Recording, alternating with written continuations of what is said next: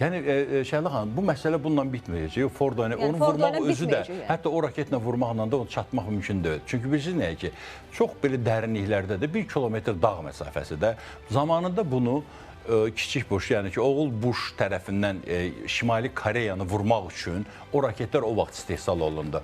Hələ o vaxtdan bəri İsrail o raketləri istəyirdi, amma vermirdilər. Trump birinci dönəmdə bu raketləri artıq necə deyirlər, ordunun tam belə deyək ki, sıralarına gətirdi həmən raket sistemləri. İndi isə belə deyək ki, ehtiyac yaranıbdır. İndi Trump qərar verməlidir ki, o raketlər veriləcək İsrailə, bəlkə də verilibdir. Çünki fevralda daşınan raketlərin içərisində bəlkə də onlar da vardı. Amma bunu görünür Amerikanın birbaşa özünün belə deyək ki, vasitələrin avadanlığı ilə vurulacaqdır. O, İsrail etməyəcək. Ona görə də belə bir kəskinlik var dayanıbdır ki, 2 gün ərzində daha görə nələr olacaqdır. Bu 2 gün ərzində əgər İran tərəfindən konkret bir mövqe ortalığa qoyulmasa, çünki indiki konkret mövqe belədir. Biz hələ sizlə vuruşacağıq.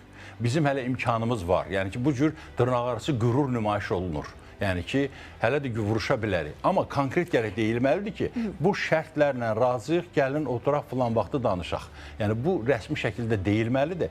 Deyilməyincə, necə ki, indiyənə qədər İran hər dəfə alladıbdır. Müxtəlif prezidentləri alladı və Obamanı bir cür alladıbdır, Bideni bir cür alladıbdır, aradan çıxıbdır, zənginləşdirməni 60%-ə çatdırıbdır. İndiki halda nə Netanyahu, nə də Trump bunu istəmir. Çünki Netanyahu nəyi gözlədi? Baxmayaraq ki, məsəl üçün Qəzzada davam elədi, amma gözləyirdi ki, Trump gələndən sonra məhz İranla haqq hesab çəksin. Çünki həm də proksi qüvvələri tam sıradan çıxartsın ki, məsələ İsrailə yönəldilməsin də birbaşa proksi qüvvələri tərəfindən, həm İran, həm proksi qüvvələri tərəfindən də olmasın.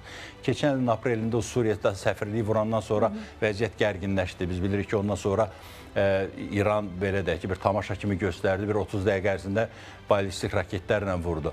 Amma indi İranın qarşısında bir neçə variant qalıb da. Birinci bu şərtləri qəbul eləməlidir ki, hər şey dayansın.